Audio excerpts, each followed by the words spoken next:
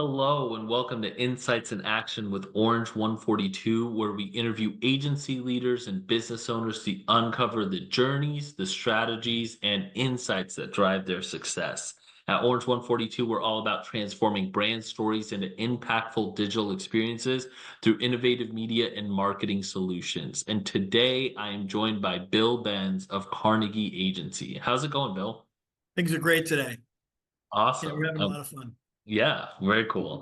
Very excited for this episode. I'd love to just start off by learning a little bit more about your background, Bill, and a little bit more about Carnegie Agency. Great. I started on a typical path in corporate America, found out that it was a lot of fun to spend other people's money without limits. And I ended up doing a lot of work with investment companies, whether it was Threadneedle, Ameriprise, BlackRock. I did some work with TIAA, which is a great firm, as well as Morgan Stanley. There was a changeover back in the early 2010s or so, where there was a consolidation of marketplaces, and they were looking, with the onset of some new tools that had come out, new instruments, the price points and the margins got thinner, and as a result, outsourced much of that work elsewhere. And so I took that opportunity to really just start an agency. And what I discovered was small and medium-sized businesses require the same kind of abilities, just on a more without an unlimited budget. So how do you produce the same sophisticated marketing, especially in digital, where the footprint can be significant yet reasonable? And what I found out was that the entrepreneurs had the skills, just not the time. They understood the value. So what we say is, let us share with you our expertise and be your hands and eyes. And so we have that ability to deliver on our promises of promotion. Yeah, wow. Coming from a background in finance, did you know anything about digital marketing or how campaigns worked or So anything? my role was actually head of digital marketing for Okay. North America in Morgan Oh, cool. Stanley. For the TIAA investment company, I ran digital marketing. So I had a team and I had access to some great resources. So yeah, so I grew up in a digital environment. Okay. And if you saw something cool because you saw it, we had the ability to replicate it in a sandbox. And if it worked, we were able to go live with it. And although there are some constraints associated with compliance and some of the other regulatory issues, we were able to bump up against those. And that I got out right around the time that social media became more of a factor for financial advisors. And they were just starting to pull the reins back a little bit and allow them to reach the market with unique offerings. And then since then, it's changed tremendously with now you can get testimonials for an advisor. That was verboten years ago. That just never heard of.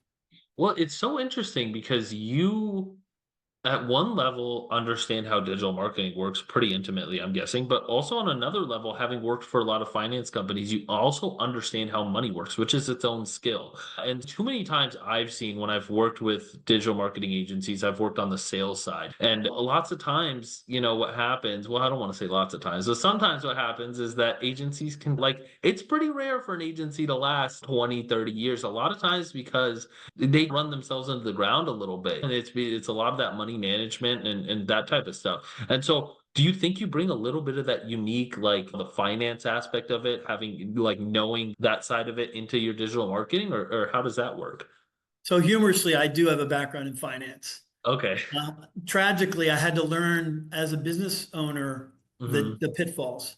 Yeah. And the answer is categorically, you cannot assign financial responsibility to anybody but yourself. Yeah. And so I thought if I hired an amazing accountant, which he is, and a bookkeeper I trusted, then my world should be easy. And it turned out that the bookkeeper had not the skill level I needed. Good news and bad news, I got new bookkeepers, which by the way, I love today. Yeah. And so, so I have the difference, I think, in terms of finance, even corporate, is that I do have an idea of business acumen. Yeah. So I can go into a business and understand exactly what their motivations are. I wouldn't claim to be an expert on these fields, though. One of my favorite customers is a fishmonger. It's the most complicated business model I've ever seen. Because when you think about how to process fresh fish, Yeah. There isn't a more perishable product on the planet. Mm. And he needs to make sure that his market, he's literally picking the fish up hours out of the water, getting it processed at his location and having it sold before the week's out. Wow. Wow. So again, I respect him, an amazing brain. And Hmm. what we try to do is provide those guidelines for marketing Hmm. to make sure that we're taking advantage of the best exposure. And he does a phenomenal job. Yeah. Yeah. Yeah. And it's not just digital marketing agencies. Lots of businesses end up failing in general. And you seem to have that business acumen. And it seems to be not just from your background in finance and working for these companies, but also just the lessons that you learn as a business owner. And sometimes you have to learn those lessons the hard way, right? Like that's just, there's no other All way. about experience and It's like, exposure. yeah, exactly. You have to fight the big boss to get to the next level. Just like in video games, you've got to do that. So it's all part of Yeah. it. We're Um, also seeing a shift from digital to traditional. So when yeah, we're being approached, although we are selling these products, and I can go over, I'll review our service offering, many of our clients also have access to all of our resources and expertise. So if they're nice. going to be running a print campaign, Hmm. we'll be contacted to say, can you produce a billboard? Can you produce a Yeah. postcard? Are you using Every Door Direct and some of the other traditional mediums? Mhm. And we're actually able to provide that for them. Yeah. Uh, Yeah. and That's we're seeing awesome. some pretty good volumes, Yeah. even using local printers, for example. Oh, wow. That's pretty cool. Yeah. That's what we do at Orange 142 here. A lot of that programmatic and the digital out of home. So we're seeing an uptick in that. We're seeing an uptick in, connected TV and OTT because people are starting to like really see the value of brand and brand awareness. And that's what a lot of these things provide. Are they always going to provide conversions? Not necessarily, but it's cool from your perspective because you've seen the shift from when it was traditional to online. And now it's like turning back. And it's these trends, right? It goes up and down. You've heard the joke, in the old days, 50% of marketing was wasted, but nobody could tell you which 50%. So we've Yes. Yeah. evolved from there. We now Yeah. know what's successful. And what I share with my clients is that we're willing to try something, give it a time to either work or not work, and then immediately fail fast if it doesn't work and move on to the next idea so that we're constantly evaluating our success rates based on whichever tactic we seem to hit the Yeah. hardest with. And on that note, I know that Carnegie Agency offers full service digital marketing solutions with transparency and no hidden fees. And so, how do you guys ensure that this straightforward approach builds trust and delivers value to your clients? It's consistency. It's Hmm. consistency of brand, it's consistency of the deliverable itself. My team that's on the ground are incredibly well informed. Hmm. They go beyond just being daily providers of service, they're hobbyists as well. So we're Hmm. keeping up to date, we're doing our own research. And what we find is if you're reaching out to a customer Hmm. and you're doing it on a regular basis, then the complaints are really based on the prior period's work. If Yeah. you wait a year and then go back to the client for some renewal, that's a harder sell. It's almost a resell. Hmm. We're still sitting around 90% of retention. Typically, Wow. it's companies that either have changed their model or just shut down or Hmm. sold. So we have a fairly good retention model. And what we're seeing now is actually a growth on individual transactions. If you go back 8 years ago, I had the idea that if I charged $1,000 a year for a website, when I counted the number of clients, I could tell you how much money I made. Right.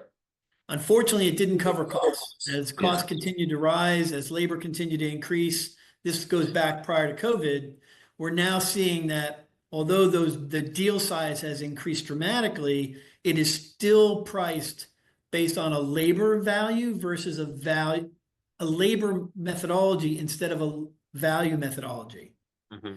And I've been part of conversations where the digital agency is setting the price based on the demand and not on what the cost to deliver is. And I'm a small business.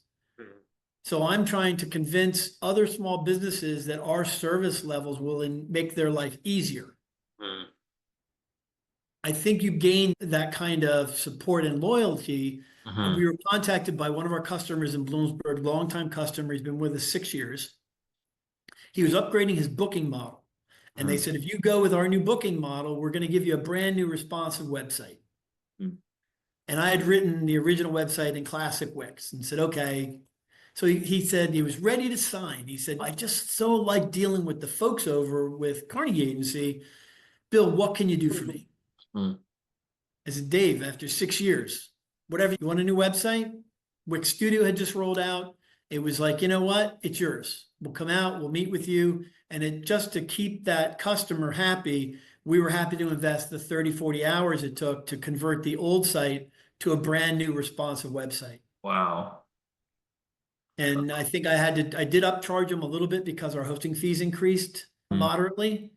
But again, we're happy to do it, and he'll be a customer for another 6 years, right? Wow. Yeah. That's awesome. I Yeah. love that. And like it's simple scales, right? Like you've heard that old saying, and it's the same thing here, consistency, right? And people value that because if you're consistent, like not only are you consistent with the way you communicate, but also the results that you provide. Like that's a one of those things that is not always found in many industries, not just digital marketing, many service industries. And so if you can like rest your hat on that, it's gonna scale, right? And it seems to be working, which is great. One of the things that I noticed when I spent a couple decades in corporate Hmm. and in Manhattan. Okay. So I would get dressed, I would get on the bus, and I would go for a ride into the Manhattan. And at the end of 12 hours, I'd be home. Hmm. So that limits a lot of things that you're allowed to do locally to Hmm. weekends or anything after 8 p.m. So for a while, there was essentially I lived to really just work. By not commuting, by not having that kind of distraction, we're able to actually spend a little bit more time in the communities that we work in. Yeah. And I know we talked a little bit about that earlier. One of our goals is to make sure that the communities that we are in are supported by our expertise. I And love we that. do take an active role here. And I do have some organizations that we support and I manage because of that. That's amazing. And I want to talk about that because you have something very interesting on your website called the Caviar Tasting Event. And you produce this for a local charity. It sounds really intriguing. Can you tell us more about this initiative and how events like these align with your agency's mission and values? Absolutely.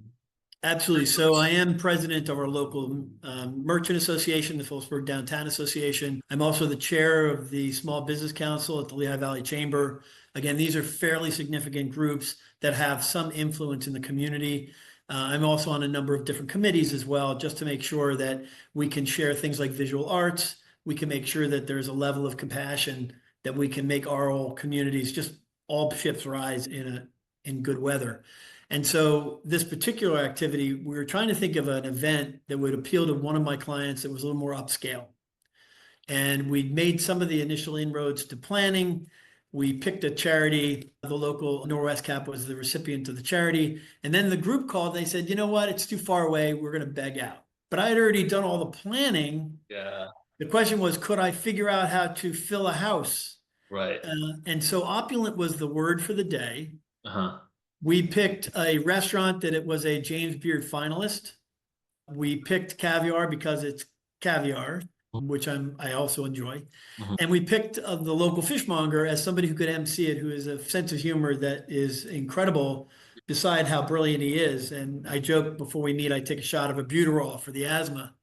He's just, again, a great event. And the desserts were actually made by the actual chefs from the James Beard finalist place. Mhm. And for alcohol, we picked a vodka that you couldn't get that was out of Belgium. And we picked Chartreuse VIP as the beef, Mm. which is an unheard of alcohol that we Yeah. happened to find. And again, the cost to put the show on was about 5 grand, and when we ended up netting about 8,000 plus for the charity. Wow. It was a labor of love, and everybody played their role and part incredibly well. I probably won't repeat it because what do you do next, I Yeah, guess? exactly. But we do other things too. We actually created a walking tour of the historical downtown where we focused on the architecture, the buildings, what's coming, some of the local events and how that works. And we did a lot of research to write the scripts. We also have done a local website for Love Phillipsburg, New Jersey, We also run one for the town that is southmainstreetalliance.org. And we're finding ways where people can engage with us. Mhm. People are getting value through advocacy, getting Yeah. access to resources and support, as well as promotion. Yeah. Phillipsburg Downtown is another site that we've created, again, in support of our organizations that are local. We love the small businesses. Wow, I love that. That's so great. Not only are you helping clients, but you're also just helping the community. That's amazing. I feel like I've learned a lot, especially just even the same old thing, right? Consistency. I think that's my big lesson from this episode. Where can people find out more about you, William, and where can people find out more about your agency? Well, we're on carnegieagency.com. And if you can't find me, then I'm not doing my job. We hope to be everywhere, as we all do in marketing. Uh-huh. And so what we do is we look for areas where we can offer our assistance, our insight, our education, and expertise. So we do work with community colleges locally. Oh, I'm cool. actually a SCORE mentor, if you're familiar with the SBA program, SCORE, Yeah. which offers free resources. All you need to do is call. And what I like about it is that once am I giving up like deal opportunities? Perhaps. But Mhm. anytime I talk to a client, there's a 3-year window where I can't exchange a dollar with that particular company. Wow. And Yeah. that keeps the program incredibly clear, no conflicts of interest. Yeah. And I just love sharing, because if we can get more small businesses that are productive, that are successful, I think that's the engine that's going to propel us Yeah. uh, as a community. Yeah. I love that. Well, that's awesome. Thank you so much for being on, Bill. This is fantastic. I appreciate the invitation. Thank you so much.